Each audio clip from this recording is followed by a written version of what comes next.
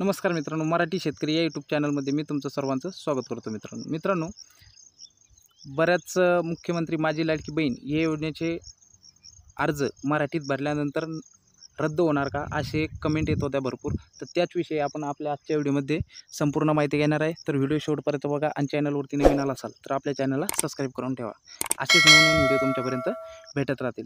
तर मित्रांनो, मुख्यमंत्री माझी लाडकी बहीण योजनेचे मराठीमधील अर्ज नामंजूर होणार नाहीत असे आवाहन महिला व बालविकास मंत्री आदिती तटकरे यांनी सांगितलेले आहे।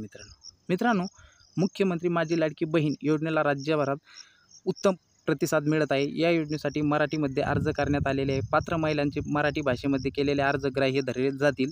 मराठीमधील अर्ज नामंजूर होणार नाहीत असे आवाहन महिला व बालविकास मंत्री आदिती तटकरे यांनी स्पष्ट केलेले आहे।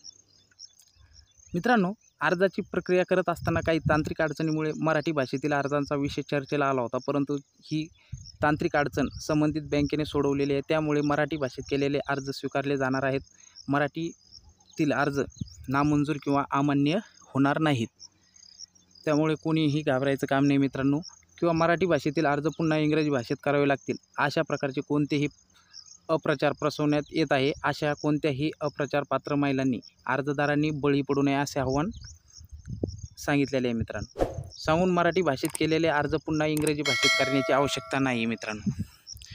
तर याला कोणताही आपले अर्ज रद्द होणार नाहीत अशा भरपूर साऱ्या कमेंट येत होत्या मित्रांनो।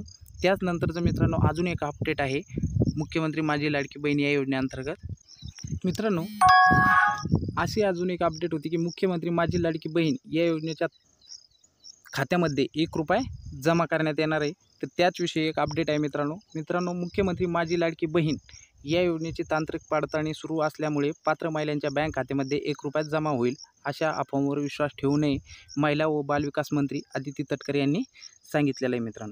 मित्रांनो, या योजनेचा लाभ देण्यासाठी तांत्रिक पडताळणी सुरू करण्यात आलेली। या तांत्रिक पडताळणीसाठी काही पात्र महिलांच्या बँक खात्यामध्ये ₹1 जमा होईल। जमा होणारा हा ₹1 लाभार्थ्यांच्या सन्मान निधीची लाभ नाही तर तांत्रिक पडताळणीचा एक भाग आहे असे सांगून कोणत्याही अफवांवर विश्वास ठेवू नये असे आवाहन महिला व बालविकास विभागाच्या मंत्री आदिती तटकरे यांनी सांगितलेले आहे। मित्रांनो, या योजनेद्वारे अर्ज सादर केलेल्या निवडपात्र महिलांच्या अर्जदारांच्या खात्यामध्ये पैसे जमा होईपर्यंत या संपूर्ण प्रक्रियेची तांत्रिक पडताळणी करण्यात येत आहे। त्यासाठी प्रायोगिक तत्त्वावर काही निवडक महिलांच्या बँक खात्यामध्ये प्रत्येकी ₹1 जमा करण्यात येणार आहे। मित्रांनो, ही पडताळणी पूर्ण झाल्यानंतर पुढील प्रक्रिया सुरू करण्यासाठी निश्चितपणे मदत होणार आहे। हा एक तांत्रिक प्रक्रियेचा भाग असून याबद्दल कुठल्याही प्रकारचे गैरसमज किंवा कोणत्याही अपप्रचाराला बळी पडू नये असे आवाहन